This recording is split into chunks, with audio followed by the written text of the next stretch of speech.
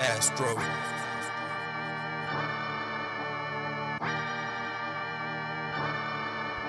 My weight is down, got cardio. That's how you already know the snake is here and about to take another motherfucker's belt. Make him feel some shit that he ain't never felt. I tried to warn him. I tried to warn him.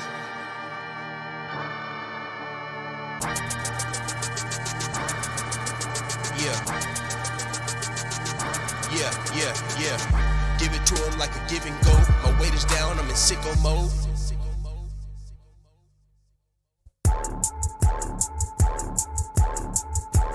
Hold up, TJ, I'ma shut that shit down. Cause you can't fuck with me at 125 pounds. I just came off a win over the GOAT, Mighty Mouse. Ain't no way you can win, can't nobody stop me now. Give me my belt, I'm gonna stop him in the first round. And if I can't stop him, I'll take him down over and over. Do what I gotta do to win the round. If I gotta wrestle, I'ma get him down and hold him down. If I gotta strike, I'ma punch this nigga in his mouth. If I gotta choke him, I'ma go ahead and choke him out. Either way, I'm about to show him where I'm at, pound for pound. Give me respect, give me my check. January 19th is going down.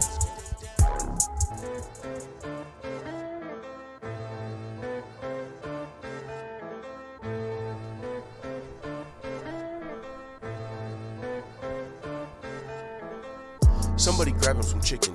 This fucking guy is fat. How the fuck he gon' beat me and Volkov just put this guy on his back? I hope you know no one is scared of you, especially not DC. And you can call me Daniel Cormier or Double Chips. You know you cannot beat me. And yeah, I'm talking to Lewis. If you wanna scrap, we can do this. I know that you're black, I know you're a beast, I know that you're fat and you're stupid. I'm back on my bullshit and lacking my cool. At UFC 230, I'll spaz on this fool. He's not gonna beat me cause he's lacking the tools. This nigga can't breathe when he's splashing the pool. No cardio, hope. And it's probably gonna show when I take him down and I beat him up, cause that's all that I know. They call me Daniel Cormier, I'm coming to defend my title. If he think that he can beat me, then this motherfucker's psycho. Bitch, I'm gone. I'm sick of your bad back and you're still fat, let's talk about it. I'm sick of you being black and wearing MAGA hats, let's talk about it. I'm sick of you getting smashed and then coming back, let's talk about it. Or we can get dirty at UFC 230 and you can get sparked about it.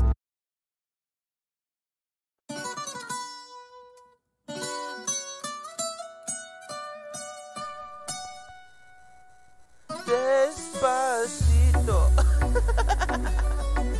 Hey, ¿qué pasó, amigos? Cierren la boca, puto. Españolitos en la escuela. You know they call me Mr. Moreno. My submissions are hot like they jalapenos. Ask the Mexican fans, they'll tell you that they know Sergio Perez is faker than homemade pesos. This fool better put respect on my jiu-jitsu. If I catch you slipping, I am gonna submit you. Heard you got a car bomb put in your Hummer. Oh wait, shit, never mind, that's your brother. Hey fool, you can't be fucked up, ese. This big Sergio, fool. They call me the Phenom, puto. Hey, you call me faking, now it's time to beat your culo. Brandon Moreno is a pinchy pudo. Chupa mi huevos when you chupa menudo.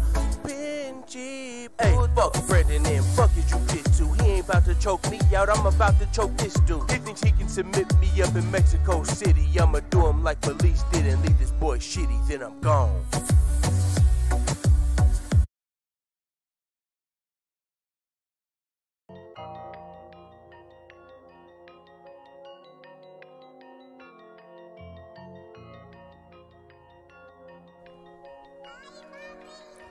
I done did a lot of drugs in my day, yeah I said it, but I'm still gonna kick your ass. Gustafson, I hope you ready. When I got into the crash, I ain't know the bitch was pregnant, but they treat me like a murderer, so motherfucker critic. Bitch, I'm ready to fight, and we can fight till the death. I'll hit your ass with the right, then with the right and the left, then kick you right in the chest, and have you fighting for breath. And then I'll turn the pressure up when you would try to get rest, leave you no time to adjust. Daniel, I'm coming for the title, so quit hiding your necks, because I'm right at your neck.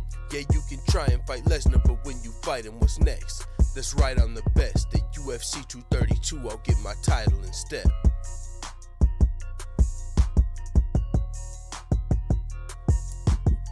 What is going on, full-time family? It is a late show for us. It is 1:45 in the morning where I'm at, and we got a lot to talk about. But, yo, what is that sound? Oh, get the fuck out of here. YouTube autoplay.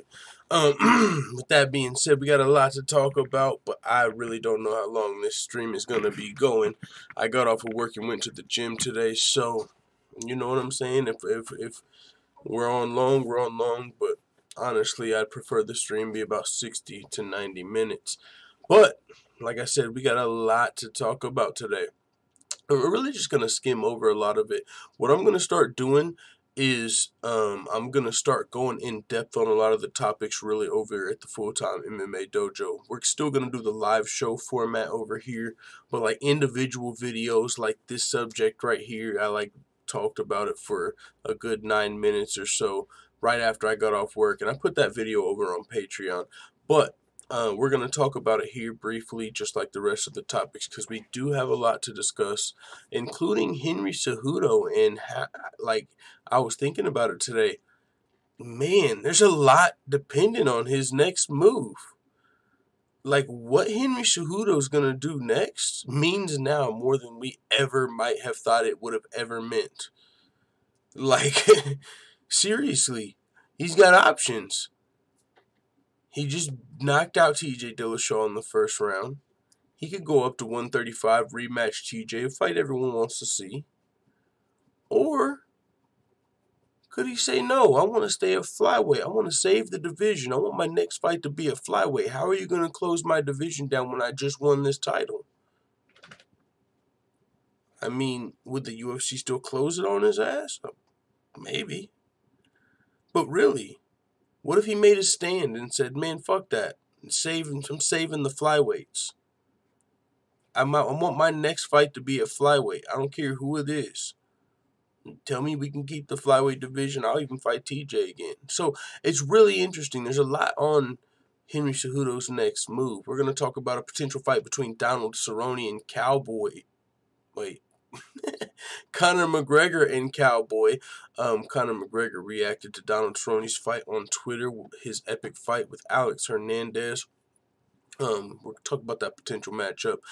It would be a great fight. I don't know if it's a fight Conor wants to come back for, even though I think it makes a lot of sense. We'll talk about that also. But first, let's talk about this, you guys. We got to talk about Jon Jones. A trace amount of the same steroid metabolite was found. Metabolite found in Jon Jones' UFC 232 VADA test. Now, this is news, but it was kind of expected. But this is the thing. What's not surprising. It's not surprising. I didn't expect this to pop in his VADA testing. Honestly, I thought USADA was the ones that had like the super strict drug testing. You know, I didn't know VADA's test was as good as USADA's. So I was like, yeah, I figured Jon Jones signing up for VADA as well as being under USADA, yeah, it's good for your image. But honestly, what are they going to tell us that USADA hasn't already told us? If USADA's finding picograms, they're going to probably find picograms too, right? And I thought USADA's testing was just actually leaps and bounds better than everybody else. All the other drug testing agencies. I thought USADA was the cream of the crop, which is why the UFC hired them, and that's why they were doing such great things. I thought they had the best testing. That's why they found the picograms. So I'm actually surprised VADA found them. I didn't think their tests were as thorough. But with that being said, this doesn't mean anything. It's not a new failed drug test for Jon Jones. It's not a brand new, it's not a new, like Jon Jones can have clean tests and then he can have picograms. They told us that, and that was my whole fucking stink originally. What the fuck are you guys saying? So Jon Jones is just going to have picograms forever? Oh, he might have a clean test. Oh, when it comes time for next fight camp, he might pop again. But if it's for the same substance and it's just picograms, these things can pulse in and out, and we don't know how long it could be. It could be forever potentially. Okay, well then we can forever expect Jon Jones to fail drug test and to be able to still fight, as long as it's this trace amount. Now, the only time it's really going to be a big stink as far as Jon Jones failing a drug test is if it's a new substance or if it's a way higher dosage. But as long as it's anything picograms and it's anything oral turinabol, Jon Jones is in the clear. and that's literally potentially forever. He can have that shit in his system before his next fight, and I'm talking picograms of turinabol. He can have picograms of turinabol in his system during his next fight. He can have picograms of turinabol in his system after his next fight and forever. Because these things pulse and, it can be in and it can be out. And as long as it's the same substance, he's in the clear. And that's what this is. But where the test came from was VADA, which is where Jon Jones originally didn't want to sign up for VADA. But then after he failed the test, they made him sign up for VADA. They forced him to sign up for VADA. But it's like, okay, so why? Why? Now it's just more drug tests. The results probably aren't going to be any different. It's just more drug testing Jon Jones has to go through.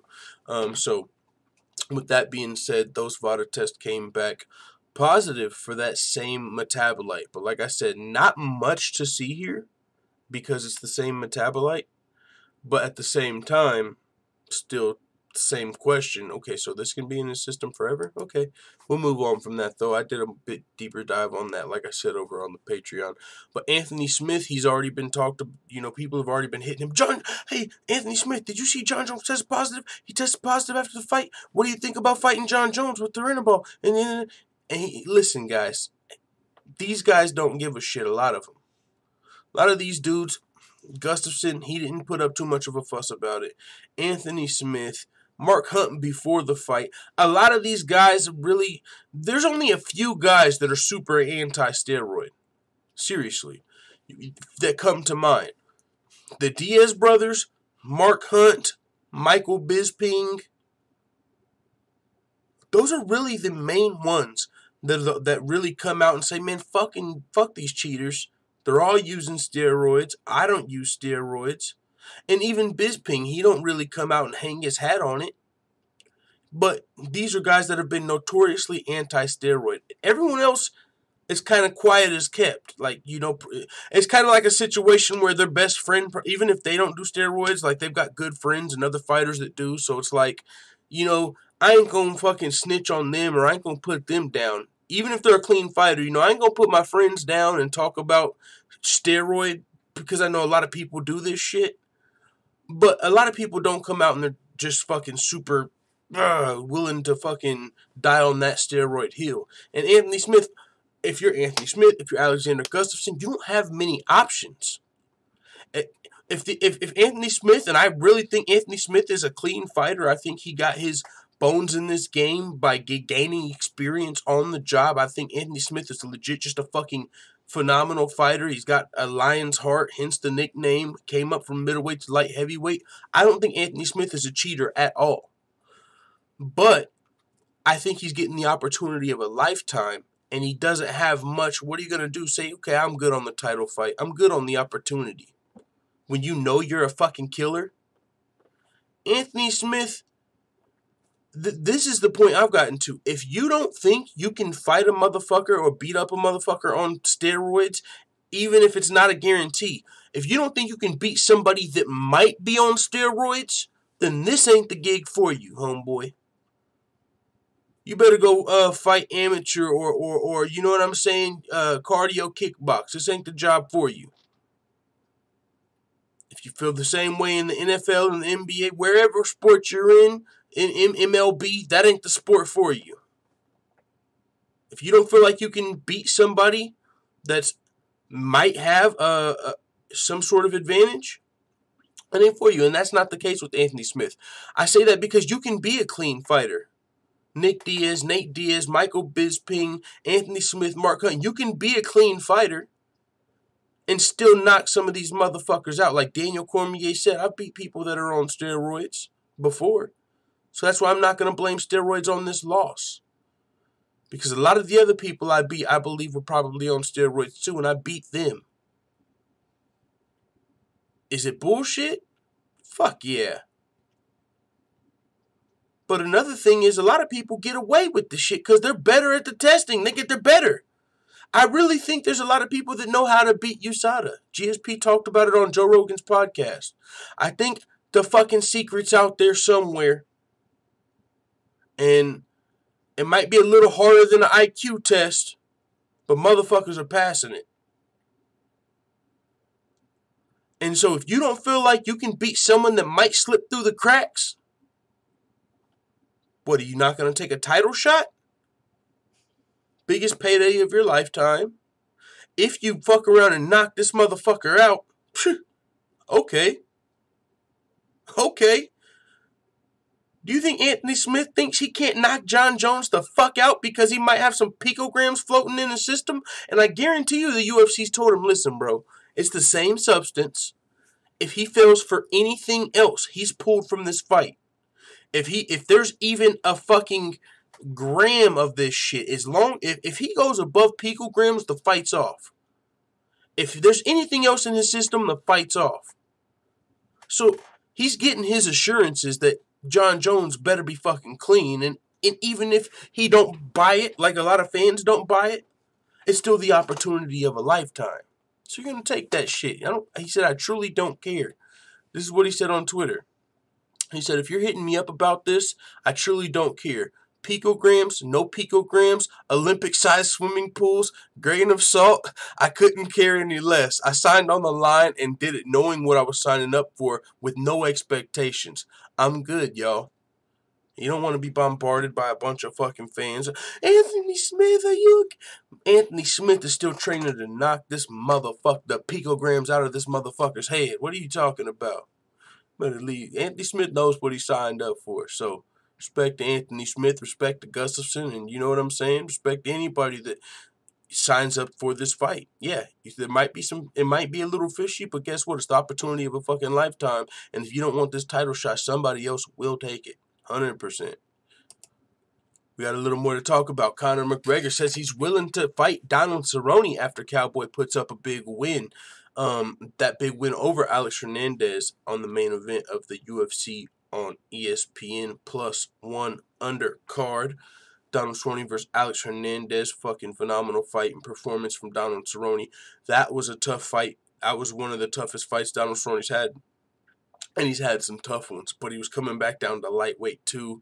I mean, that was just... There was a million reasons Donald Cerrone could lose that fight, but he came out there and looked like the veteran. And really, Alex Hernandez, he's no fucking hype job. Alex Hernandez is legitimately a really good fighter.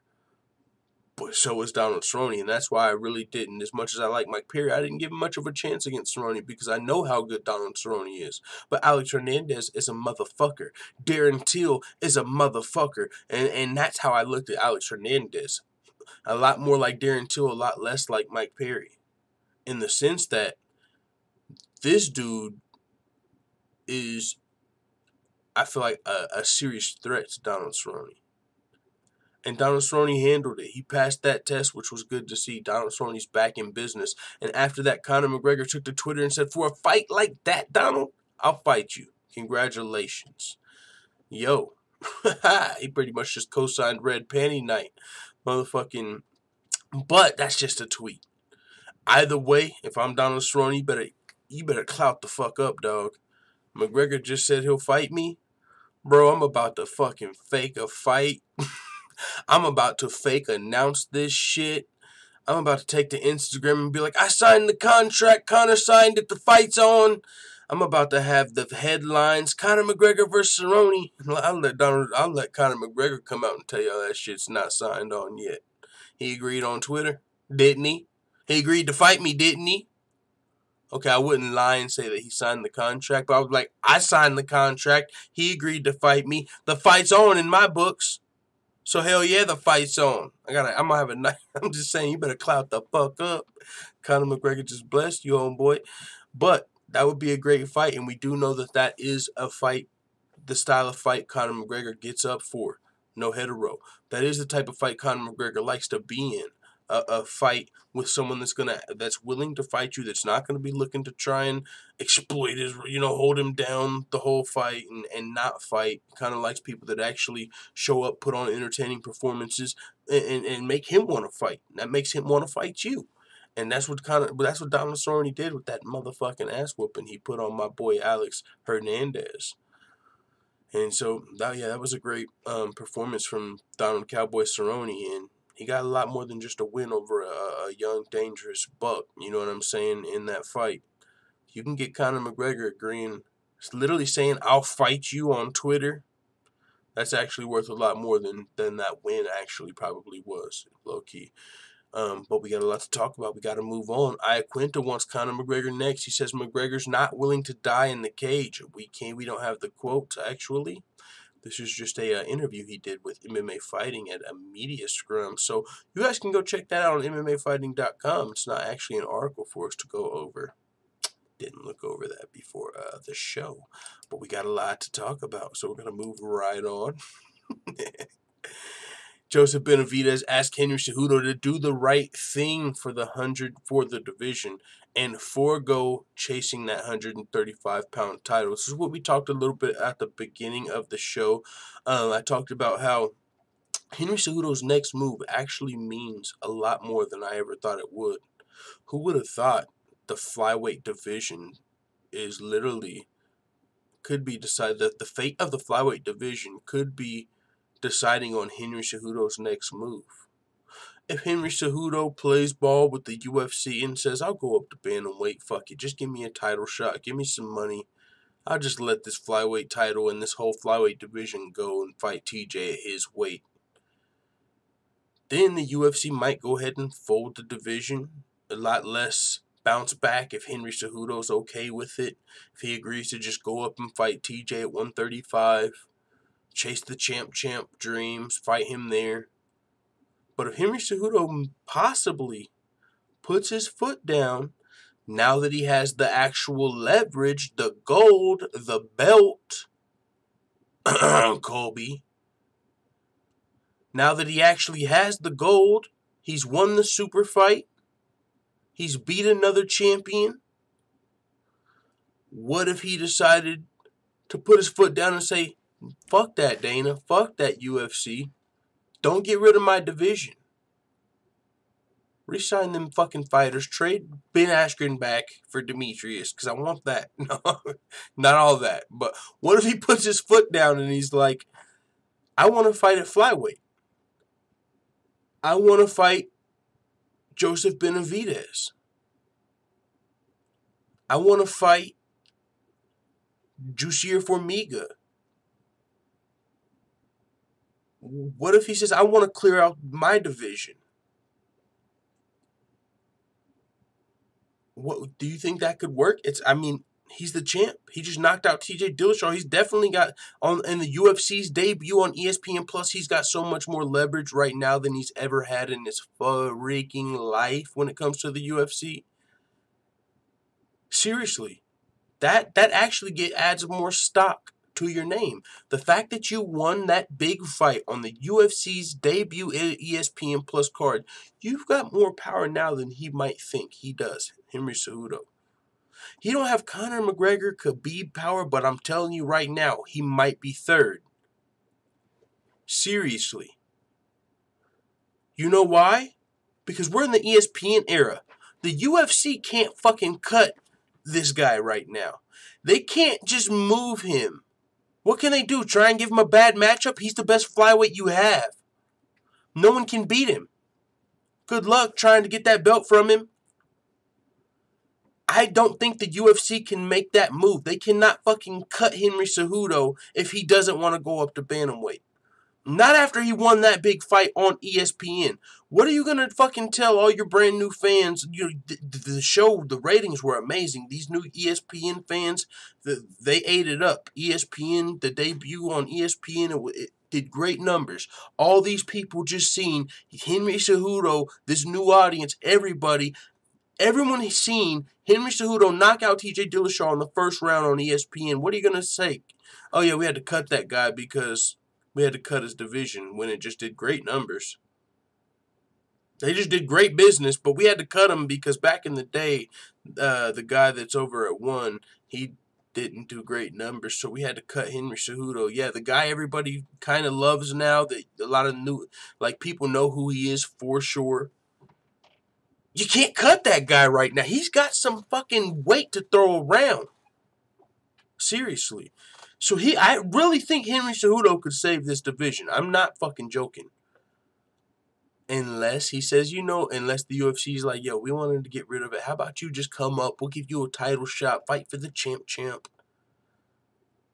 Man, that's going to be interesting. Henry Cejudo's actually got quite a bit of power, I feel like, right now.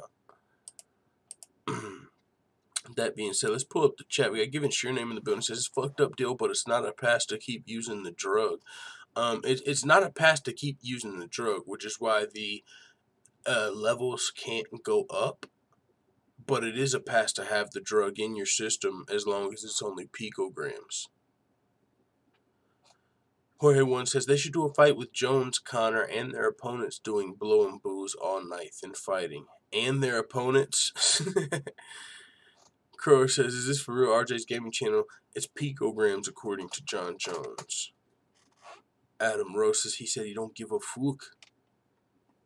Yeah, man, we're going to continue the show.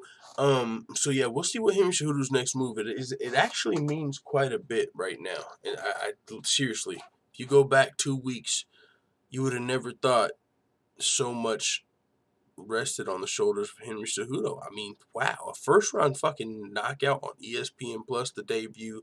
I'm telling you, if Henry Cejudo and his managers don't know right now, oh, he's got a good-ass manager. Ali Abdelaziz is Henry's manager, bro. He knows what he's got on his fucking hands. Ali's a good-ass manager, so Cejudo can really do whatever he wants right now. I really think so. He could save this division. Yoda the Clover Holder says he will probably go up to 135 and fight TJ. If he loses, he can go back to 125 and they keep the division. If he wins, he can be the 135-pound champion and kill the 125 division. Yeah. I mean, he very well could. And it's the champ era. Who wouldn't want to go up and fight for a second title, especially against the guy you just beat? Who wouldn't want to go up and get that fucking third title or the second title? But if he loses, I don't know if he has the same amount of power. If he loses, I don't know if the UFC hadn't already got rid of the flyweight division. If he don't decide to stay at flyweight now, I don't know how much time the flyweight division has. I think he needs to fight someone else at 125, and he needs to sell the fuck out of that fight. He's trilingual and he's ready to mingle, as he said on his interview with Ariel Helwani. And Henry Cejudo has Nikki Bella's attention. If you guys didn't watch his show on Ariel Helwani's ESPN show, the MMA show, Henry Cejudo was talking about Nikki Bella of the Bella Twins. He shot his shot low-key, Ariel Helwani, matchmaker extraordinaire, set up the little shot, tagged the Bella Twins, and he got the response. So let's check out Henry Cejudo. Well, I don't know if we can play that actually. I know we can play this. This was her response to Henry Cejudo kind of shooting his shot on Ariel Helwani's ESPN show. What up, Henry? So I just saw your interview on Ariel's podcast, and wow, thank you very much. I want to say, first of all, congrats on your really big win. I would like to think that, maybe possibly I was a good luck charm, meeting you on the flight.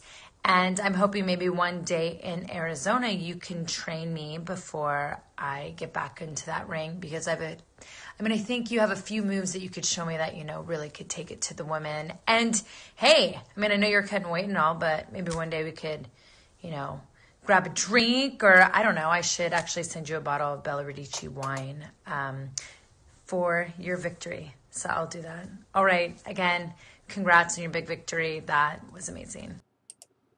What up, Henry? Henry might, for one, she's a bad, Henry Cejudo, he might have, a baddie on his hands. That's one thing, but that's nothing I want to talk about here. We were talking about saving the flyweight division, right? And are you marking out for this? Go ahead.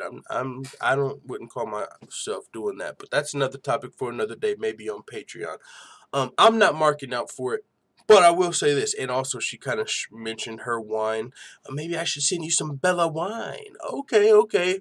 You guys might get together. Might be real. He might smash, whatever. But I think Henry Cejudo should get with this chick. public relationship like a motherfucker. You know what I'm saying? Like, high-profile relationship.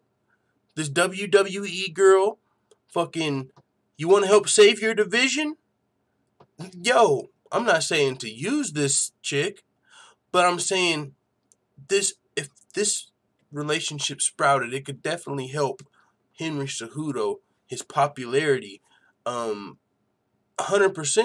You know what I'm saying? It'd be a high-profile relationship in combat sports, you know, in MMA, WWE, fucking, and the flyweights need to sell. He's already got this power, I know I think about the business sometimes a little too much of this, but 100%, like, that's what I think about when I thought about this. Henry Cejudo, and he's responded, you know, he's getting fresh. They're both from Arizona. Maybe they know each other. They see each other on flights.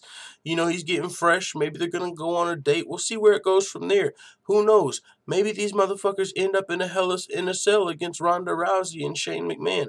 I don't fucking know where this is going to go, but it could go somewhere, and it could be great for the flyweight division. It could save the flyweight division, I think. Not just the relationship. I think Henry Cejudo already has a chance, but my thought is, you've got to be able to sell these fucking fights, bro. You got to be a draw. You're trilingual and you're ready to mingle, and being trilingual helps. That's another thing he's got over Demetrius Johnson. If he was in a high-profile relationship, that would help sell fights. I mean, Henry Cejudo could do a lot of things Demetrius Johnson couldn't do or wouldn't do to sell his division. Talk some trash. He's shown he's willing to do that. He's shown he can knock motherfuckers out. He's shown he's one of the best fighters in the world. I really think Henry Cejudo could fucking save this division, you guys. And it all starts with Nikki Bella. Maybe I'm putting too much on that relationship, but they definitely are mingling. He said, I'm trilingual and ready to mingle. Here he is getting fresh, ready for the potential date. What up, Nikki Bella? I'm getting ready for you. If you like moves, I heard you want to learn some moves. I got moves that'll knock you off your feet, so hope you're ready for that. April Love MMA says, sorry, but I think it's a work. I kind of do too, but who knows? You know, I mean, it could be a work and he could still smash.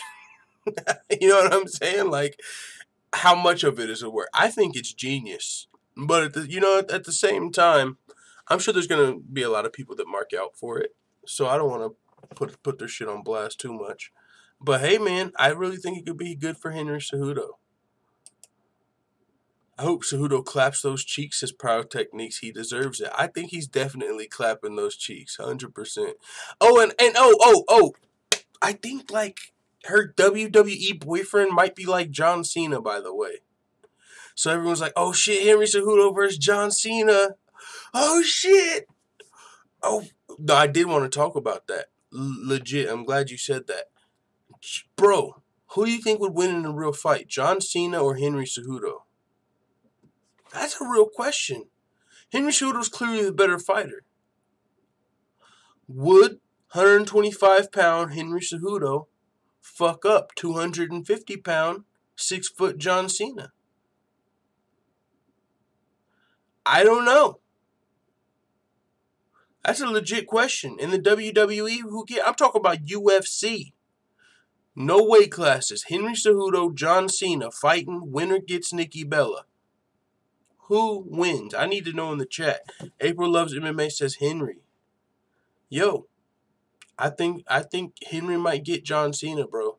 John Cena's 41 years old. Got, little age isn't on his side. No USADA though. So does John Cena get to be juiced up John, or what's up? I don't know. Henry all day says Wally Payton. Infamous Fight Fan says Cejudo would take him down same size on the ground. Yo, you got a great point. Take him down. Does John Cena got any skills? I really think Henry Cejudo would beat the fuck out of John Cena. Wouldn't that be crazy, bro? John Cena and Nikki Bella walk into a bar. Henry Cejudo's there. I don't want to say smacks her on the ass because that's sexual harassment or whatever the fuck. But he's like, he just hollers at her, yo, what's up? Like John Cena's not even there. What's up? What's up, baby? You know, I seen the call out. Can I buy you a drink? You know what I'm saying? John Cena's like, the fuck? Who are you, little dude? Henry Cejudo, you know, pushes him in the chest. I'm talking. John Cena smacks his fucking hand. Henry Cejudo shoots the fucking double. Beats his ass. Walks out with Nikki Bella. Big ass John Cena, 6 foot. His girl's walking out with Henry Cejudo. How tall is Henry Cejudo? Like 5'6"? Wouldn't that be crazy? How tall is Nikki Bella? Legit. Can I find that on Google? Nikki Bella height. She's only 5'6"? Okay. This might be a match made in heaven. Henry Cejudo height. 5'4"? Damn. You know it's bad. Well, I mean, hey, power to the short people. I was going to say, you know it's bad when you're shorter than the motherfucking short girl. Goddamn, 5'4". But wouldn't that be crazy? How tall is John Cena? Like, imagine that scenario. 6 foot. So imagine 6 foot fucking buff ass John Cena walks into a bar. And he's got, you know, his girl, Nikki Bella. 5'4" Henry Cejudo comes in there, motherfucking waist high, whoops your ass and what takes your girl. My nigga, you had 150 pounds and 8 inches on this dude. That would be wild. That's a wild fantasy fight scenario. Oh, just a little something for the full-time fan. I know you guys probably don't give a shit about this. You guys want to see what I fucking woke up to? About 50 copyright notices. It's like they put a new algorithm on my shit and went through every single show that had any beat of a song. Any of the songs we do with UFC Yankovic, most of them were getting claimed anyway. But they went through all my history and like claimed every song on every video. So we ain't even getting our ad pennies. But I don't care. I just thought that shit was funny. I was like, oh shit, I hope I woke up, I thought the channel was gone. But some of them say released, created. I got so many of them, dude. But yeah. So interesting little Henry Cejudo, Nikki Bella relationship maybe. Who knows? You know what I'm saying? WWE, UFC. Maybe Henry Cejudo has to fight John Cena in one of those. We'll see, man. We're going to move on from that. We got Bodycam video showing UFC's Nick Diaz was not combative with the police during his arrest, which kind of contradicts some of the reports that came out. If you recall, Nick Diaz, he got taken in at first. His girlfriend was claiming domestic, violence, and there was reports that when the cops showed up that Nick Diaz was not cooperating and the chick was limping, and man, they made it fucking sound bad. And come to find out, Nick Diaz was, I mean, as far as I can tell, 100% innocent on literally everything he was accused of. It came out, he got cleared of the charges against the chick. All those charges were dropped, the domestic violence and shit like that. The judge pretty much said the chick was a stalker. Pretty much. Okay, this bitch is crazy. This shit didn't happen. So he got cleared on the charges. And now when it comes to the potentially, resisting arrest, they rated him like a level 5 threat, whatever the fuck, when they arrested him. He wasn't resisting arrest at all. This is a 13-minute video we're not going to play. But you can go to MMAJunkie.com and watch the video. And Nick Diaz, it's not until anybody would get frustrated, he even starts cussing and shit. Like when he's been in handcuffs for minutes at this point, they're not telling him what the hell's going on, if he's being arrested, what he's being arrested for.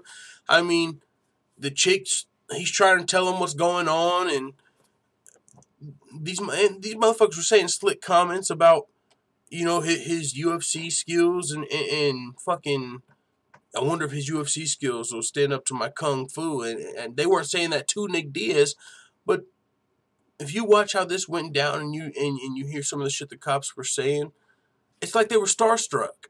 Like, oh shit, this is Nick Diaz, you know, the UFC fighter, and they were scared at the same time. Like, Nick Diaz, flexible as shit, clearly running triathlons, fucking clearly doing yoga, probably hot yoga, all type of shit, flexible as fuck, probably double jointed, all that jujitsu. He was able to fucking put his hands from behind his back into his lap while he was handcuffed. Cops were like, now put your hands back behind your back. I don't want to have to put you in a spit mask and embarrass you and drag you in that way.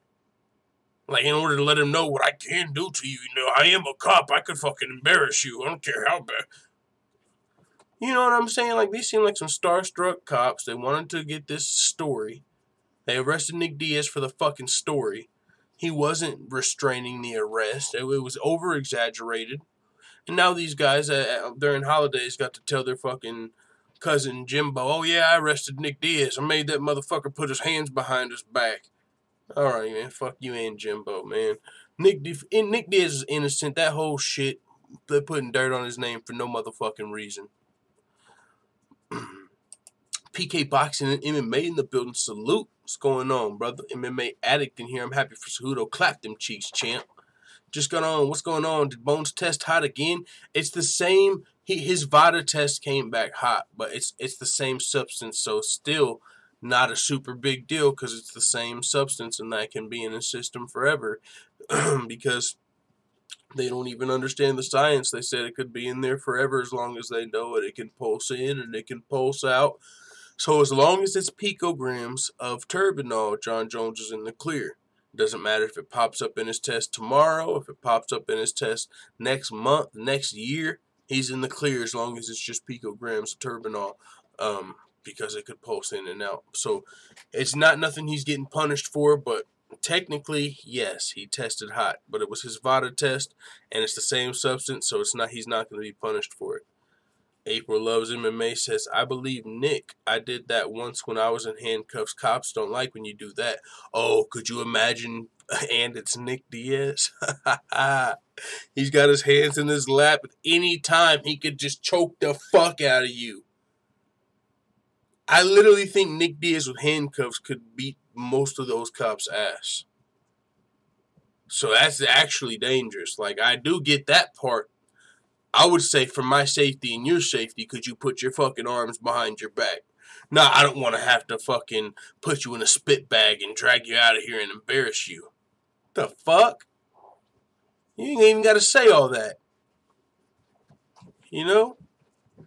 Blaze One Sports says, what up, full-time watching from work? Not much. What's going on, Blaze One? We got a few more things to talk about, though, you guys. We're going to kind of speed through these. They're not as big as those other topics, and like I said, I'm going to do a deep dive on some of these topics, the ones I find the most interesting. I will do a deep dive on those on separate videos like we used to do, and I'm just going to put those over at the Full-Time MMA Dojo over on Patreon. So salute to the family. And that's because, like I said, we ain't even getting fucking ad pennies for these shows no more, but I really don't care because, you know, I've been working a lot more, so I mean, I'm supplementing the fucking $100 a month I was making that I'm not going to make now. So I'm really tripping off of that. I'm doing this because I enjoy to do it. But, yeah, I'm still going to have those videos over on Patreon because they're not going to have the intro and shit like that. But with that being said, we got some dope fights to talk about, upcoming fights. And I also need to get something to drink because I got cotton mouth like a motherfucker, you guys. So we're going to go to an intermission. Let's go to UFC Yankovic before we talk about this fight so I can go get me something to drink. Nope, I need to go to UFC Yankovic. Google. There it is. All right, what are we about to listen to? Was it more or less picograms than the last time he popped? I know there's not any research on long-term metabolite pulsing. There's only one study ever done on humans involving oral T-ball. I think... Now, I don't want to... I think the first time it was like... I don't know the exact amount. I don't know the amount of the first one. I heard from one place that the first time he tested it was like 60 picograms.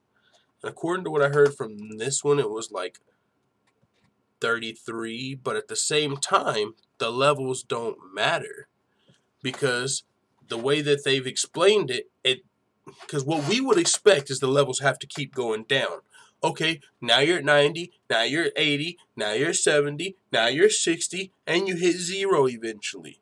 But the way that this shit supposedly pulses, it can be at fucking 60, then it can be at 30, then it can be at 45, then it can be at 0, then it can be at 90, then it can be at 0, because it can go up and down if it pulses. It can be in and out, and more or less. So the amount doesn't really affect Jon Jones. Play the Sergio Pettis one, says Pyrotechniques. Alright, got your back. Stamina MC says London calling. Salute to Stamina. It's morning over there. Probably pretty early, I would assume, right? Maybe like 6 in the morning. I'm sure you ain't been to sleep, though. He said, play the Sergio Pettis one. I got your back, big dog. Let's do that. And I'll be right back.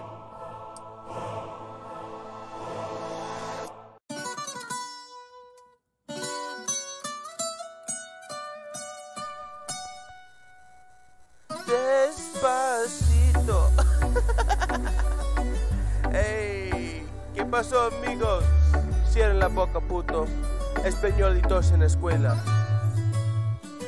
You know they call me Mr. Moreno. My submissions are hot like they jalapenos. Ask the Mexican fans, they'll tell you that they know Sergio Pettis is faker than homemade peso. This fool better put respect on my jiu-jitsu.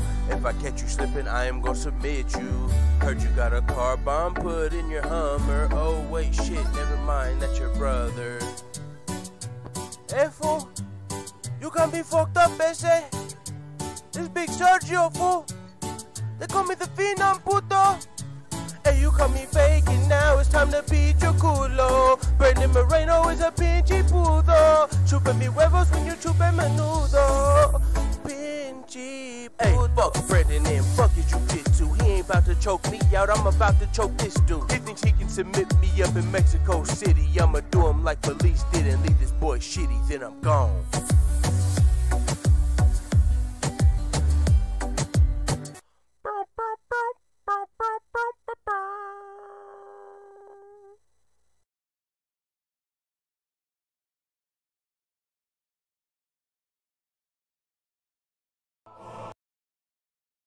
Alright, and we're back. Perfect timing. Even though you might have heard an outro or something there. Alright, let's get this off the screen. UFC Yankovic. There we go. Should know about that Reggie and orange juice. Broke version of Wiz Khalifa and shit. No, that was a hard ass mixtape. Should know about that cushion orange juice. But I'm on that Reggie and orange juice tonight, amigos.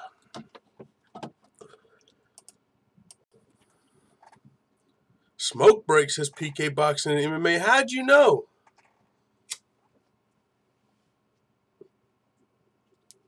It's my last night smoking. Let me tell it. That's my goal. That's my plan.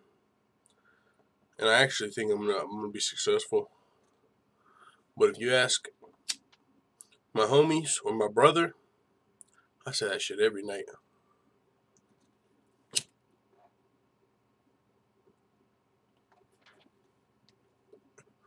But tonight's the night.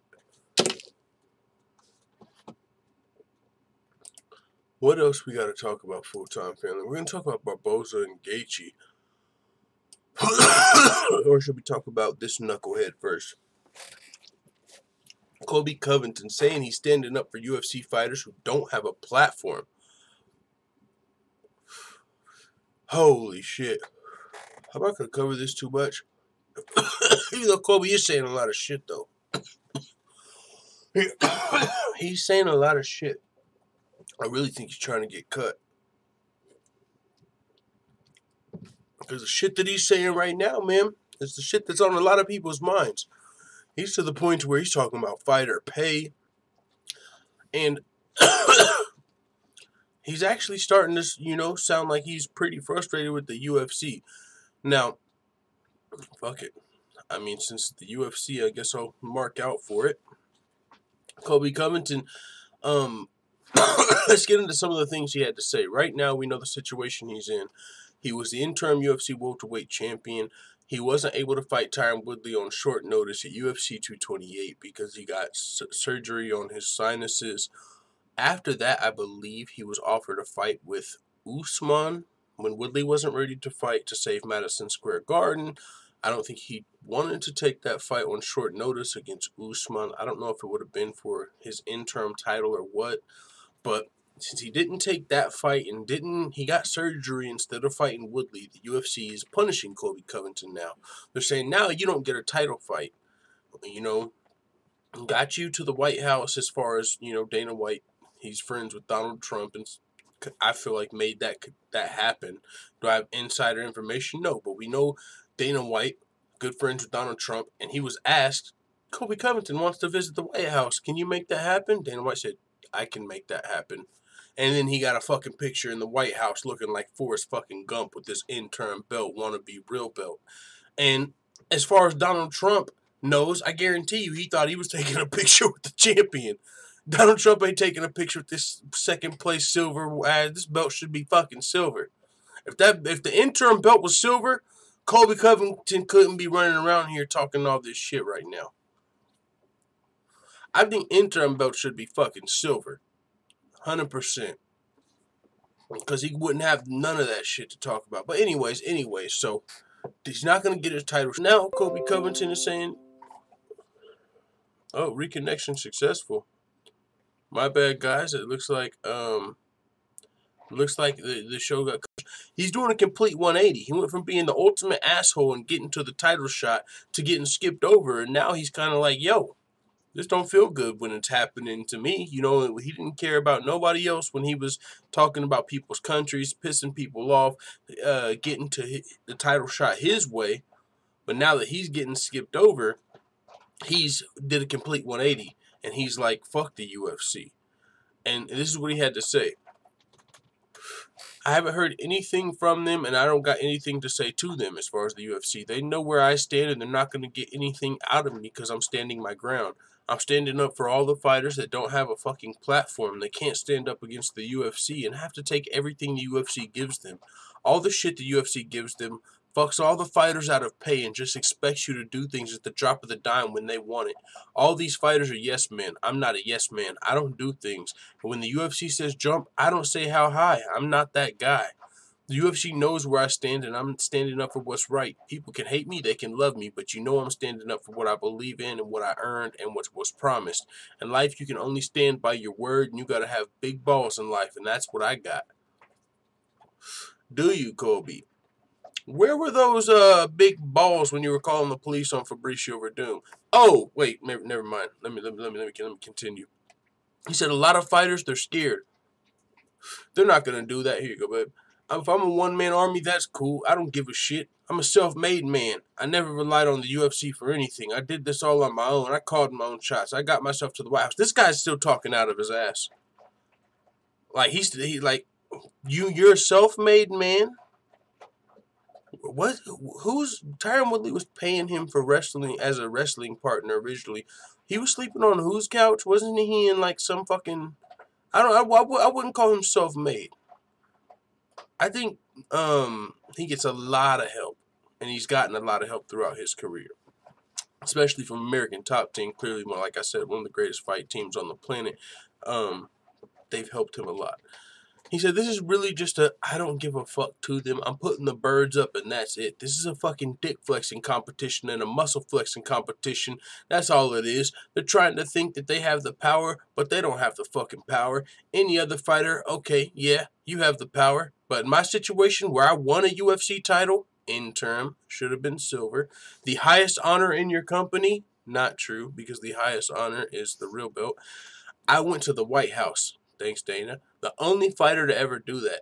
I mean, if Obama was the president, I'm sure Woodley would have tried, if he had connections, he would have liked to be there. But I don't think any other fighter on the roster is dying to, you know what I'm saying, gold meet Trump. I don't think they're dying for that opportunity like you were.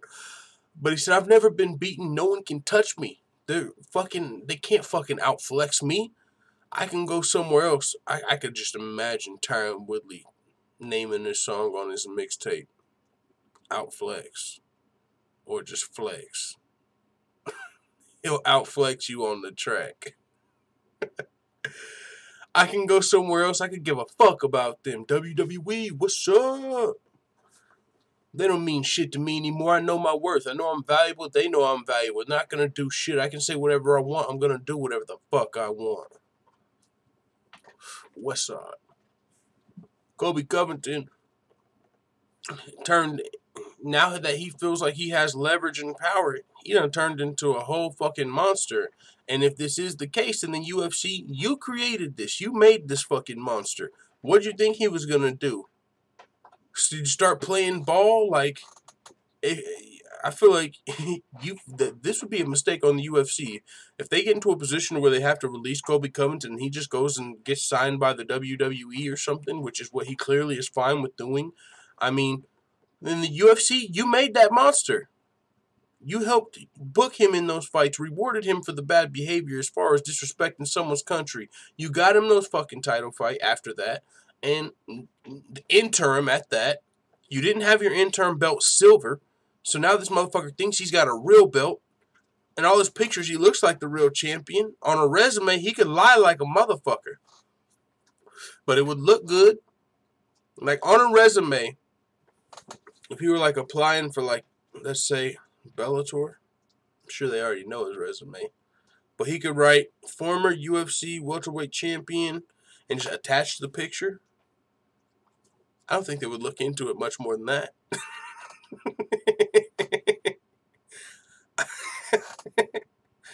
Like, if he had the picture, I think they're good. Oh, he was the former champ. Like, unless you really know this guy, you don't know that that's a fake belt. I don't think they would look past the picture. Here you go, babe. So, Colby Covington continued. He said, they could try and freeze me out, try and do whatever they want, but Dan Lambert's one of the richest, most powerful people in the world, so you can't keep that guy down. It's impossible, so we'll rise up and we'll be back. Mark my words. Dan Lambert, I mean, yeah, he's definitely I think the driving force behind American Top Team, the greatest fight team on the planet, because he's one of the people that puts a lot of the funds into it. Without Dan Lambert, there would be no American Top Team, and you wouldn't see a lot of the best fighters we see today. Like, Dan Lambert's responsible for, I feel like, a lot of the evolution of mixed martial arts with the training facility he has, because you see a lot of the best athletes coming out of American Top Team, so that's completely fair to say. And with that being said, he's got a lot of money, and I think he's probably got professional wrestling connections, because I know they do a lot of wrestling stuff over there at American Top Team. Joanna Jacek, her good friend Ronda Rousey. They've got a lot of guys and girls, and like I think like the Impact Wrestling, King Mo, and like they do a lot of pro wrestling stuff at American Top Team. Dan Lambert. So if the UFC doesn't want fucking Colby, I know Colby can get in the WWE. 100%. So now if you're the UFC, yeah, Colby does have some leverage here. He does have some leverage. What are you going to do? Release him from his contract and let him go to the WWE? He's already said, release me, I dare you. You can't force him to fight. I mean, the worst they could do is freeze him out.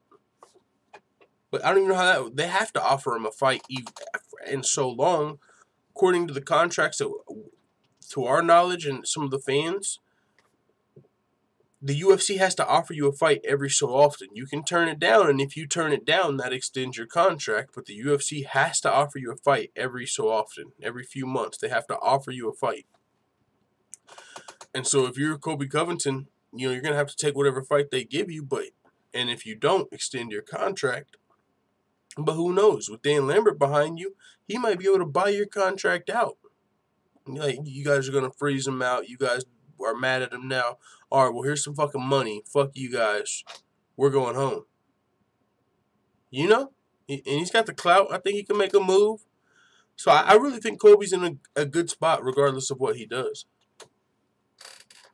But as of right now, he's on his fuck the UFC tip. Thought it was interesting. He talked about fighter pay. You know what I'm saying? The UFC doesn't like. I don't think they love when that gets put out in the spotlight.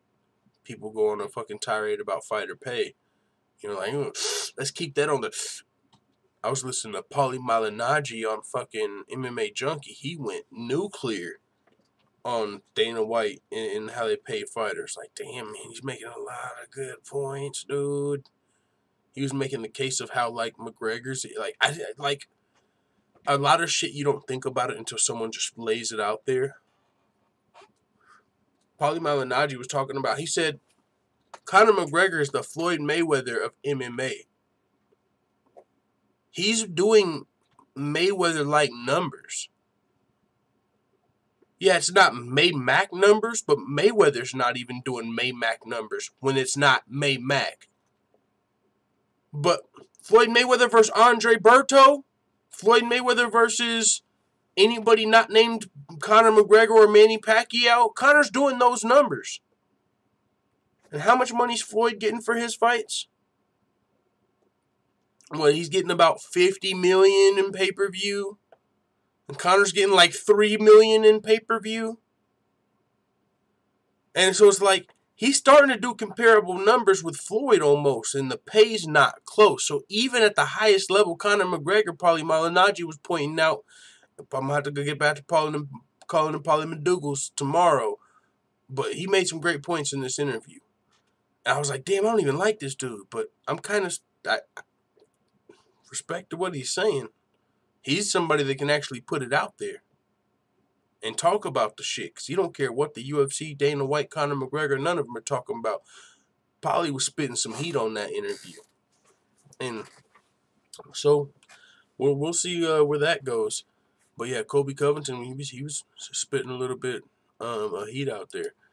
Edson Barboza versus Justin Gaethje, official for UFC on ESPN2, the headliner. It's going to be a great fight.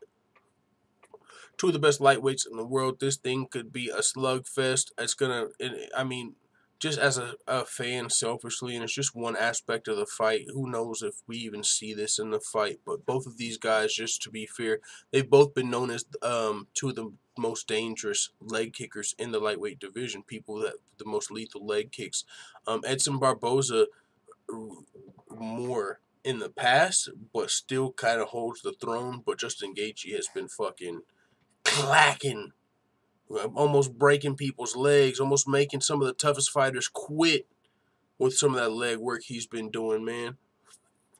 And of course, that's not all they do. They're not just coming out here trying to fucking leg kick each other. That's clearly just one aspect, but both of these guys have lethal leg kicks, and that's just something that's interesting to me, this matchup.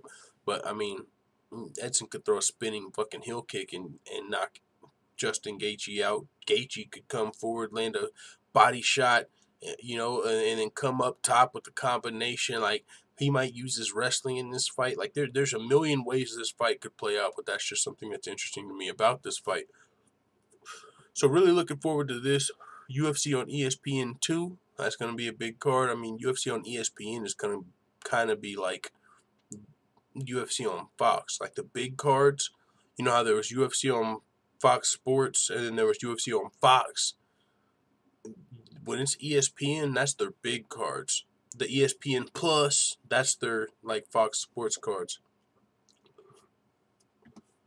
I see in the chat, Pyrotechnique says, I got Gaethje. Stamina, she said, I really didn't want to go listen to Paulie, that voice. Yuck. Seems like I should. I do like truths. Yeah, I'm not a Paulie guy, but about 16 minutes of heat. And he was talking about how, like, even on the back end, okay, so they, you know, he said the UFC, the way they hide behind it, what Dana White's go-to is like, oh, no, you know, you don't want to tell people how much these fighters are making, you know, because then people start asking them for money, you know, and he said he always can go to that. But he said if there's, and he kept using the word rape, he kept saying if they're raping them on the front end, on how much they're getting paid, he said, what do you think they're doing on the back end? That's private, and no one can even call them on their shit. He said, even Conor McGregor, if he's only getting $3 million up front, how much is he getting in the back? He was talking about around numbers like, and he said he heard from good sources that he won't name, Conor made like $80 million against Mayweather, and the UFC got 40 of it. That's still a whole lot of money for Conor McGregor and more than he could ever fucking make. But as far as the splits are concerned, you know, he made points about how that's still a really good deal for the UFC. You know, so it is what it is. You know what I'm saying? Like, but it's a really good listen. And I usually don't fucking even listen to Paulie either. Stem MC says, whatever he says, keeping him under contract, not letting him fight will piss him off way more than letting him go. I agree with that. He's not clever enough to say anything truly controversial, in my opinion. Talk is cheap. No, I agree. Keeping him under contract forever, like, is something that I think the UFC would do more than, for instance, like the Diaz brothers, right? They're definitely not just going to cut him. Any of them. The UFC brothers have wanted to be cut in the past. Let me go do fucking boxing. I want out of this contract, but they haven't got out of it. Whether it's because UFC kept offering them fucking bullshit fights they felt like, and they didn't accept it, so their contract got extended, or whatever the reason is, they don't always, they're still under contract. UFC doesn't just release guys when they don't want to fight. That's why their contract states that. I think the only difference with Colby Covington is Dan Lambert behind him could really, he's got a little bit of swing, because Tyron Woodley, Amanda Nunes, like a lot of champions come through American Top Team and Dan Lambert. And so, you know, the UFC is clearly, it's their company, but I just feel like maybe having Dan Lambert behind Colby Covington could help him in this situation. I mean, whether it's a buyout and they buy out his contract, or they just renegotiate and get on a better page, I think that's why he's in a little better situation. April Loves MMA says, I got Gaethje as well. Pyrotechnics and April Loves MMA got Gaethje. Yeah, man, I think he's coming off that first round knockout win over James Vick. Extremely impressive. Barboza, who did he just beat? He beat somebody up after he fought Kevin Lee and Khabib. This is a great fight. Top of my head, I'd probably go with Gaethje, but I mean, it would definitely not a situation. It's not going to be a domination. Like, it's a 50-50 for me. I mean, I'm just slightly leaning toward Gaethje's coming off of a really nice win over a top-ranked opponent, James Vick, who was on a pretty crazy winning streak at that point.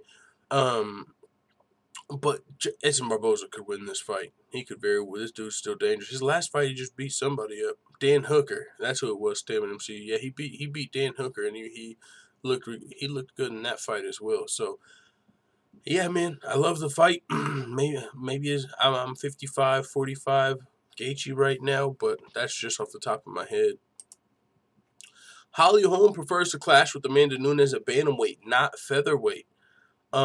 This is interesting. I wasn't even thinking about them fighting at featherweight, low-key. I've wanted to see Holly Holm versus Amanda Nunes at bantamweight. I mean, I really think since before the Shevchenko rematch, ever since Amanda Nunes, was after she beat Miesha Tate. Yeah, it was after she beat Miesha Tate, because I was like, man, after she beat Miesha Tate, she beat, who else was it? I know she fought Shevchenko again after that. Oh yeah, it was okay. I remember exactly when it was. I mean, after Amanda Nunes beat Miesha Tate, I thought about this matchup. I've been thinking about this matchup since then, but it wasn't until after she beat Shevchenko the second time I've really wanted to see this fight. After Holly Holm, or after Amanda Nunes beat Miesha Tate in that title fight, and she had beaten Ronda Rousey, she beat Miesha Tate, and she was just smoking these girls. She beat Valentina Shevchenko. I was like, the last of the like known, I mean, and I'm talking household names, the last of the bantamweight queens, the ones, you know, that any of them that have the Ronda Rousey rub. You remember how big Ronda Rousey was, the biggest star of the sport. Her and Conor McGregor, But she was up there. It was Ronda Rousey and Conor McGregor. She was one of the biggest stars of the sport. She lost to Holly Holm, so Holly Holm became a household name. Everyone knows who Holly Holm is. Miesha Tate was one of the other most popular fighters of the sport who had fought Holly Holm on a big fight. So everyone knew who Miesha Tate was. But out of those were the three girls, and Amanda Nunes. So she beat, and then now, of course, Valentina Shevchenko. So she's beat Miesha Tate. She's beat Ronda Rousey. She's beat Shevchenko. The only girl, as far as I've been looking at it, that is left for Amanda Nunes to really scratch off of her list is Holly Holm. I hear Caitlin Vieira and Kat Zingano like, yeah, there's a lot of fights that she could fight that we would watch as fans that, sure, it makes sense, but it's not the fight the fans want to see. It's not the fight that if I fucking asked my girl, or if I asked my fucking brother, or anybody that's a casual fan, or if I even asked, I think some hardcore fans. I know there are some fans that feel like, no, I want to see the legit, whoever's ranked number one get the title fight. Okay, I know there's those people out there, but that's not, I don't feel realistic, because that's never how it's been in the UFC. But I think Holly Holm is the fight, and it always has been, at bantamweight. I think that makes you the greatest bantamweight of all time. She's the last chick that we haven't seen her beat. Caitlin Vieira, she could win a couple more fights, or she could win another fight. That's not a legacy fight. That's not a household name. That's not a money fight. That's not a legacy fight. That's just literally the least interesting fight, except for if there's nobody else to fight. But with that being said, Holly Holm is the fight I've wanted to see. Now, Holly Holm has a fight coming up with Aspen Ladd. That's what's kind of, I don't want to say it sucks, because it's going to be a great fight, but I just wanted to see Holm versus Nunes. So unless Holly wins that fight, if Aspen Ladd beats Holly Holm, then okay, I feel like Caitlin Vieira is the number one contender. But if Holm wins that fight, we're talking about, in my opinion, the best fight you could put on. Holly Holm versus Amanda Nunes. Now, I've always thought about the fight at bantamweight. I never even considered it at featherweight until I saw this. But yo, that is a fight that could happen at featherweight, because both of these girls have fought at featherweight now. Holly Holm fought for the inaugural title against Jermaine Durandamy. She lost that fight, close decision, controversial decision, and Amanda Nunes knocked out Chris Cyborg in 51 seconds, 3 seconds longer than Ronda Rousey. So with that being said, both of these girls have fought at featherweight and bantamweight, and so they could fight at either weight. I think the best move for Amanda Nunes is clearly you go down to 135, because you just fought at featherweight. If you want to be like one of the first champions to actually go up and down weight classes and like consist, like Daniel Cormier went up to heavyweight and he's defended that belt, but he ain't went back down to light heavyweight yet. Amanda Nunes will fuck around, go up to 145, beat a bitch up, go down to 135, knock a bitch out, go up to 145, choke a bitch out. Like, she could, boom, boom, boom, up and down, just run through everybody. Holy shit. That would be crazy. She could do that. She could go to 135, and I think that would be her best move, because if she stays at featherweight and fights Holly Holm or whoever, then it's like, okay, well, when's the last time you defended the bantamweight belt? That's when they start talking about stripping you and shit like that. So if you're going to fight Holly Holm, do it at bantamweight, where you pretty much beat everybody else. And then, or do it at featherweight and then bantamweight. Fuck it, fight her twice. I don't know. But either way, I definitely love that fight. Holly Holm, she said, I think bantamweight is probably where we would fight. I think that would be the case. Who knows really how the future goes, but I definitely think that bantamweight is what we would fight at. I've been wanting to go to bantamweight for a while, but that doesn't mean that I'm so focused on it that I'm not open to other opportunities at 45. I'm just taking each fight as it comes. Aspen Ladd is at 135, so that's where I'm going. It shows how styles make a difference, talking about Nunes and Cyborg. So Amanda can't look at a fight with Cyborg and say, well, I beat Cyborg. Cyborg beat Holly, so I can beat Holly. It's just styles make a difference. And I've been saying that, man. I'm not saying Amanda Nunes can run through Holly Holm. 100% Holly Holm would last longer than Ronda Rousey and Cyborg. She's not a fucking brawler. She's not just gonna run in there trying to knock you out. And she's also not a girl you can take lightly. You can just run in there and knock her out. You got to be real fucking careful and play chess when it comes to Holly Holm. Holly Holm could knock Amanda Nunes the fuck out and shake shit up. That's facts. Styles make fights. Ain't no triangle motherfucking theory. It don't work here. It don't work nowhere. It don't work with Jessica Andrade. You can't say, well, Rose beat Joanna. Joanna beat Andrade, so Rose can beat Andrade. You can't say, well, Nunes beat Cyborg. Cyborg beat Holm, so Nunes can beat Holm. That shit don't work. It don't work nowhere. It don't work with Jessica Andrade. You can't say that she's gonna lose to Rose just because she beat Joanna, and you can't fucking say that Nunes is gonna beat Holly Holm. Styles make fights. Man, that's a great fight. That's why that's a fight I want to see, because I feel like Holly Holm actually has the skills to be able to win that shit, to make it. That's a good fucking style matchup. I don't think Nunes is just going to smoke Holly Holm for name's sake. No, that's a great fucking fight. I want to see that shit, and I've wanted to see it for a while now. She says, you look at the fight with Shevchenko and Nunes, it was more of a battle, more of a death match, more of a game like that. And Nunes had a hard time with Shevchenko, who's now a 125-pound champ, but she was able to knock out a 145-pound champ. You look at, there's a 20-pound difference between that and when they fought at 135. It's just a whole nother game. And a fight with, well, and I would argue as far as why Shevchenko lasted a little bit longer than Cyborg, is Shevchenko's a little more skilled, just technically, but it's not Cyborg's fault. It's just because Amanda Nunes, or Valentina Shevchenko, has been training probably with and against and fighting against higher level competition. And so she's a little more technically efficient. And who knows, it's her styles make fights as well. Cyborg, more of a brawler. Valentina Shevchenko, more of a technician. If you're a brawler, you've always got a chance of getting knocked out when you meet someone that can actually knock you out. If you're fighting against a girl that can't really knock you out, don't got the power, it's a little, safer for a brawler. But Amanda Nunes got that motherfucking sticker, if you know what I'm saying. Woo! She says, fight with Amanda, and I would never be how it went with her and Shevchenko. It's not going to be how it was with her and Cyborg. Every fight makes a difference because styles make a difference. But with that being said, you can always look at fights, and everybody has tendencies and habits and things like that. But it just brings me back to one of my main points, that anything can happen in there. There's no promise of any victory. You have to get in there and work hard, and anything can happen. And that's another reason I really want to see this fight. So, I think this is gonna be a great fight. I like Aspen Ladd, but I'm rooting for Holly Holm just so I can see Holly Holm versus Amanda Nunes. That's literally, I think, the best. That's the number one fight I want to see in WMMA. For me right now, it's Holly Holm versus Amanda Nunes 1. It's Cyborg versus Nunes rematch 2. And then it's Kayla Harrison versus Cyborg 3. And I know that's in the future. Actually, it's Kayla Harrison versus her next opponent 3.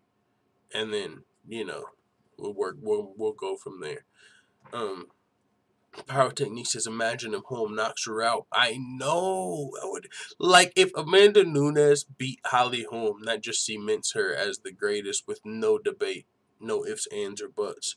But if Holly Holm knocks out Amanda Nunes, then our fucking heads spin. Power Technique says, if Holm beats Ladd, she needs to call out Nunes right then and there. I agree, 100% on the mic. Amanda Nunes, you will not knock me out in under 60 seconds. I will knock you out. You come in like that against me, because I would talk her into the fight. I wish you would try and charge in against me. I'll knock your ass the fuck out. You don't want no fucking smoke with me, sweetie. You charge in recklessly, I'm telling you right now, I'll put you to sleep. Talk her into it. She don't think I can just fucking charge in? I'm Nunes. I'm the motherfucking champ. I'll come in there and bink. Stem MC says Holm has far too much to say about a fight that shouldn't happen. Neither her nor Ladd should be in contention talk at all. I vehemently disagree with that. Holly Holm is 100% in contention talk. Skill-wise, merit-wise, she's fighting title fights while these other girls, ain't doing shit. Ain't girls.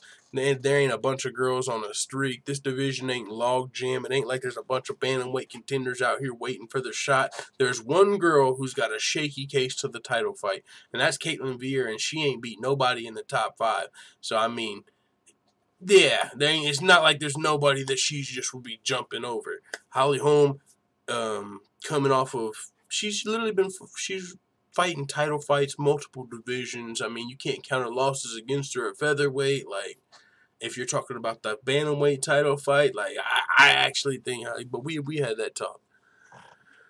Moving on.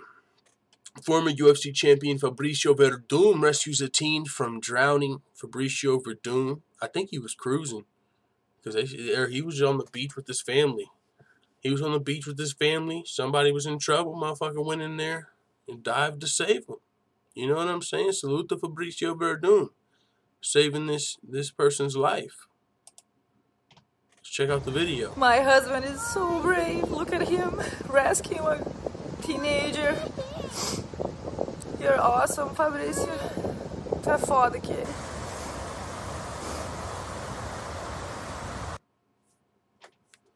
Fabricio Verdun out here rescuing kids and shit, man. You know, that's dope to see. So it reminds me of when Derek Lewis was out there during that hurricane, you know, helping people get to safety and shit. What hurricane was that in Texas? Katrina? No, that was, okay. One of them damn hurricanes. You know what I'm talking about. Derek Lewis was out there with the truck pulling people to safety. Stefano, she says, who the fuck is Holly beat? Be a fanboy if you want, but don't act like the want makes actual sense. Who has she beat? Who has she fought, or who has she beat? I mean, she just beat Bethe Correia, I believe, in her last bantamweight title fight. She's beat Ronda Rousey to win the title, which she fought Miesha Tate. She was in that fight. I mean, she won that fight, except for the technical L on her record. But she is, if they fought 5 times, Holly Holm probably wins 4. And the only one you give Miesha is the one that she won last second. Who's the better fighter? You go Holly Holm. She's been fighting 5-round fights. A lot of these girls ain't been fighting. She's been fighting top contenders. A lot of these girls ain't been fighting. She's been fighting championship fights, main events, doing a lot of the media. A lot of these girls ain't had to do. A lot of media obligations on her back. A lot of these girls ain't got. So Holly Holm's actually, in my opinion, great contention for that fight. And who has Caitlin Vieira? Like, who is there?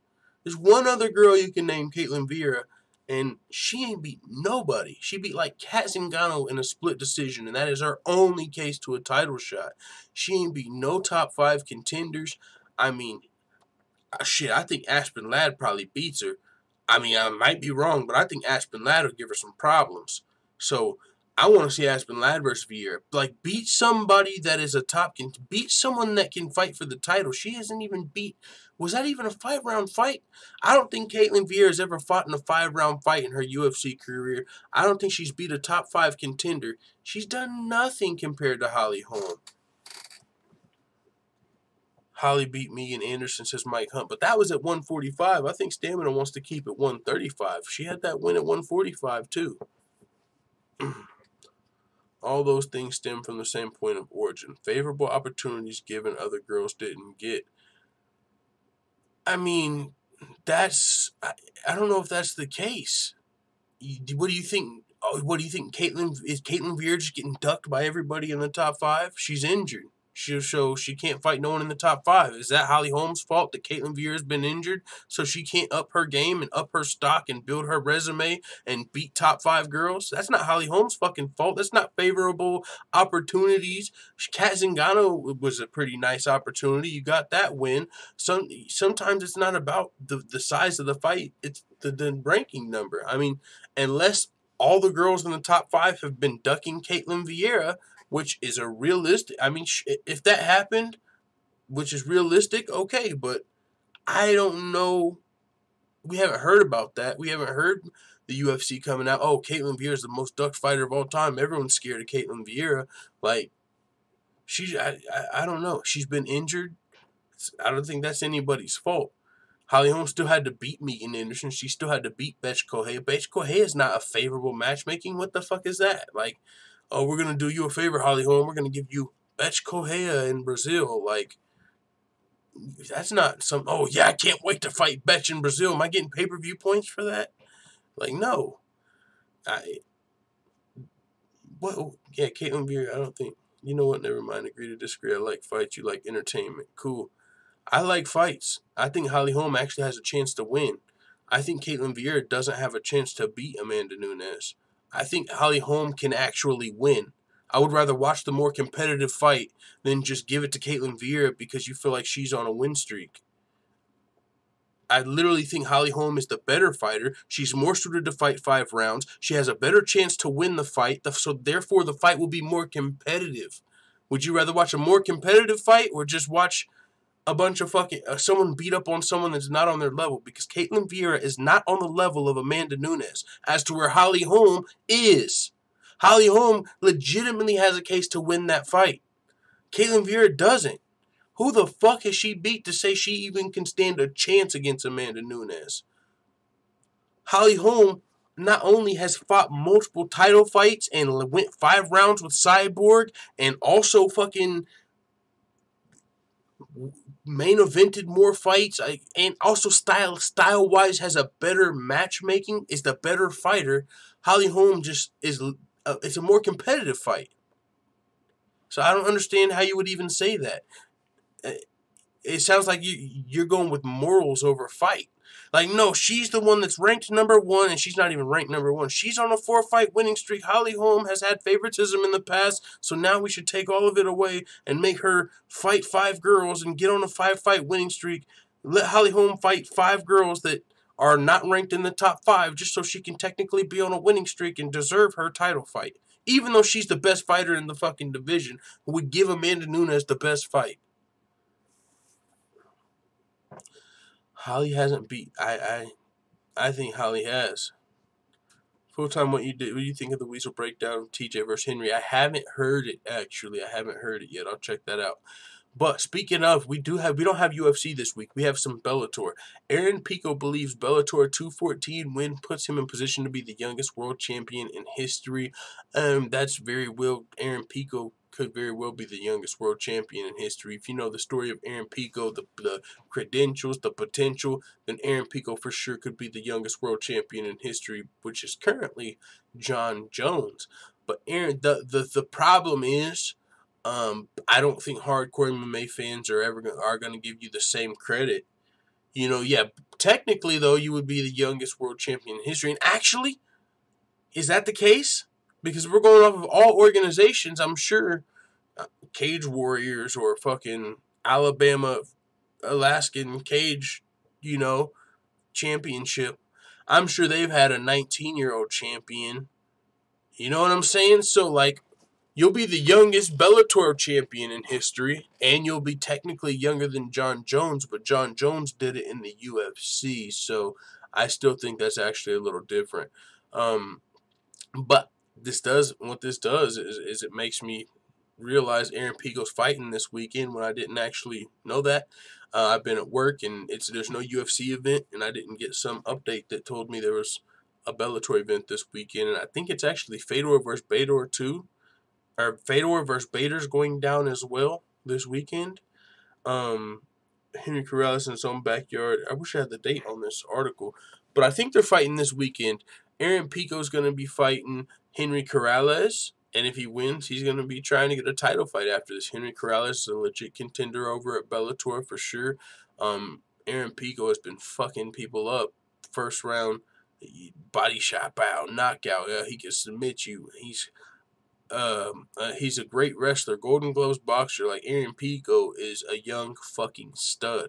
He's like the male version of Kayla Harrison. Like, I don't, no disrespect to anybody, like, on either side of that, but as far as the potential, this dude is a potential future world champion, a potential future GOAT, one of the future greatest of all time in their division, or multiple weight classes as far as Aaron Pico is concerned. So Aaron Pico, I mean, all of his fights, box office, you can't miss him. If you're missing him, you're missing out. If you're missing Aaron Pico's fights, you're missing out on history potentially. So it's the same deal with Kayla Harrison. Don't miss an Aaron Pico fight, because this guy, literally, he could go on to do what Daniel Cormier did. I mean, he could be the first 3-division fucking... seriously, Aaron Pico could be the first 3-division champion. That's the type of potential this kid has, so I'm definitely going to be watching his fight if it is going down this weekend. Can't wait. Rory McDonald versus John Fitch set for April. They're going to be fighting. They're the last fight of the first round of the Bellator Grand Prix, but it's going to be a title fight, because every fight for Rory McDonald is a title fight in the tournament. Winner also advances in the tournament. I think we're all going with Rory there. Yoel Romero crushing an obstacle course on a reality TV show. He's on the same TV show Jorge Masvidal just got off of, and he got the bag. I'm sure Jorge Masvidal said, I got the bag, bro. I got the bitches, and I got exposure. My Instagram is fucking lit right now. I'm getting a big fight. I'm getting to fight Darren Till in a main event. Like, bro, you ain't doing nothing but winning on that TV show. You make money for every day that you last on the show, and you get into the bag. And his boy Jorge Masvidal went to the show first, had a lot of success, came back. Yoel Romero is on season 2. Here's a little clip from Yoel Romero's Instagram.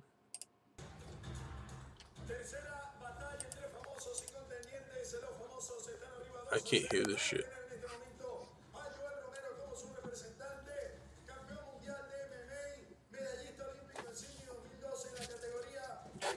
It's not even in English, but there's Yoel Romero. I can't fast forward that shit. We're cool. You get the point. He's on a reality TV show. I believe it's on, you know what I'm saying, that Telemundo, Yoel Romero over there crushing shit. And I think it's like every single day. It's not like a weekly thing. Every day they're doing something new. So Yoel Romero over there getting to the bag. And other than that, I think that's all we got for the show, you guys, for today. Not really feeling the DAZN Platform One Championship app is a better product, says CFR Sports. Okay, well, I can't afford either one, so I wouldn't know that. Go to Fight Finder and you'll see everyone Holly beat, says April Loves MMA. I know who Holly Holm beat. Stamina MC is just a diehard Holly hater. Holly Holm. It's not even, I don't even understand how you don't agree, honestly. Like, I don't even, Caitlin, I don't even see the argument. I think it's Holly Holm. I don't even think it's close. She just came off a win. She's literally 2-1 in her last 3 fights, and her only loss was to Cyborg. If this was just some fucking no disrespect, but like someone that Caitlin Vieira fought, this would be a win. She'd be on the 3-fight winning streak that I guess she needs to be on for a title shot. I guess losing to Chris Cyborg in a decision isn't as impressive as beating some fucking shitbox that no one knows of to get on a winning streak. But yeah, there's just nobody in the bantamweight division that's close to Amanda Nunes' skill level except for Holly Holm. As of right now, they're on the way up. But yeah, I think it's the more competitive fight. Like, if you even take the money out of it, if you're just talking about somebody's backyard, what's the better fight? It's Holly Holm versus Amanda Nunes. If you're talking about the fight that the hardcores would rather see, in my opinion, unless you don't like Holly Holm or you're just obsessed with winning streaks, regardless of how impressive they are, then this is the best fight. Like, I think if you did a poll, 95% of fans would want to see this, regardless of the money. Like, if you could just ideally watch a fight and it not be on, like, that's just the best fight to make, the best fight. That's the fight I want to see. I love that fight. Gary Kendrick said, who tested positive? You know who it is, John Pico Graham Jones. You know he tested positive, man, but it ain't no punishment whenever you got the substantial assistance clause on your side. Jon Jones, it's the same. It's the same. I mean, it was his VADA test this time, which tells us 2 things. It tells us, for one, VADA's testing, I guess, is as good as USADA's because they can find picograms. And the second thing, it tells us that what we already know, that Jon Jones can keep failing drug tests as long as it's for picograms of turbinol. He can fail a test today. He can fail a test before his next fight. He can fail a test next month. He can fail a test after his next fight. He can fail a test in competition. As long as it's for picograms of turbinol, Jon Jones is in the clear. He can have picograms of turbinol in his system for the rest of his career. But if there's any other substances, if there's anything else, higher level, I don't know how high they're going to allow him to go. I don't know the pulse range. But if he fails a test for any other substance, he'll be found as a cheater. But as long as it's picograms of turbinol, they don't know how long it can be in the system, and it can pulse in and out. So he's still in the clear. So, yeah, he has to be under USADA and VADA now. VADA found some picograms. Stephanie says, "Oh, fuck off. I don't hate anyone. I'm just hugely underwhelmed. She's an organizational darling whose greatest accomplishment is beating a former MMA great, one-hit wonder, zero excitement interest." Wait. Who's the one-hit wonder? I know you're not talking about Ronda Rousey. Cyborg only lasted 3 seconds longer than Ronda Rousey. Either Cyborg's a hype job or Ronda Rousey's better than we thought. You gotta pick one. Miesha Tate, that fight, she actually was winning. I mean, there's a loss on her record, but she's the better fighter. Who's a better fighter? Miesha Tate or Holly Holm? Holly Holm? Okay, so we'll just keep that under our cap. Valentina Shevchenko, that's a loss. Oh, okay. What's more impressive? A 5-round loss to Valentina Shevchenko or a win over Jane Doe, who's making her UFC debut? I would rather see you lose to Shevchenko than fucking beat Nancy No Name. Because no one gives a fuck about that fight, and it's not impressive because you're beating someone that's probably not that good. Well, meanwhile, Holly Holm's fighting world-class fighters. Jermaine Durandamy at a weight class up. 10 more pounds up. Close fight. Controversial. Got hit after the bell. Some people thought Holly Holm won. Another close fight. Another decision loss. Beat Betch Kohei at bantamweight. Lost to Cyborg, but she didn't get knocked out like a lot of girls do. Is it because she was legit competition and Cyborg knew she couldn't brawl there? She knew she couldn't brawl against Holly Holm.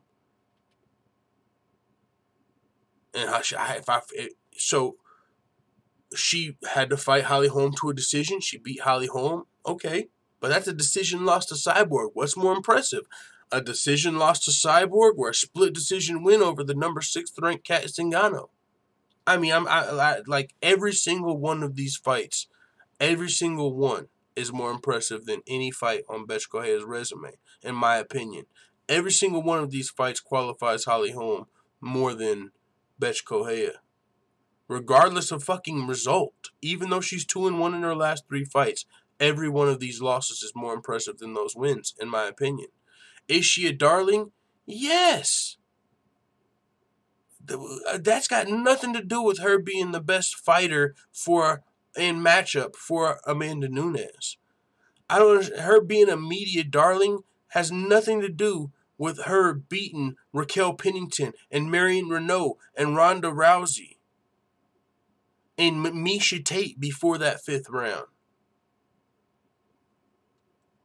Like, what about what do you just think? What about Raquel Pennington and Marion Renault? Her first 2 UFC fights are more impressive than all of that one girl. It's like, what's her name? Bitch? Nope. Caitlin Vieira. Literally, I'm a hardcore fan and I have a hard time remembering this girl's name. It's because she hasn't fought any marquee fights. She's beat nobody, no main event. She's fought no one of consideration that people... She's got no claim to anything. You're on a 4-fight winning streak. Okay, so by merit, I guess you get a number 1 contender fight. But honestly, I would rather Amanda Nunes go on fucking vacation than fight this girl right now. I would rather see her fight Aspen Ladd or something. I don't think she does. If there was no opponent, if there's no number one contender, the only reason Caitlin Vieira would get a title shot is by default. It's not because she's beat a number one contender and earned it. It's literally by default. So Holly Holm, meanwhile, fighting 5-round fight championship caliber fights. She's beat everybody in her last 3 fights, not named Chris Cyborg. I just think it's a no-brainer. But it's okay for me to not understand.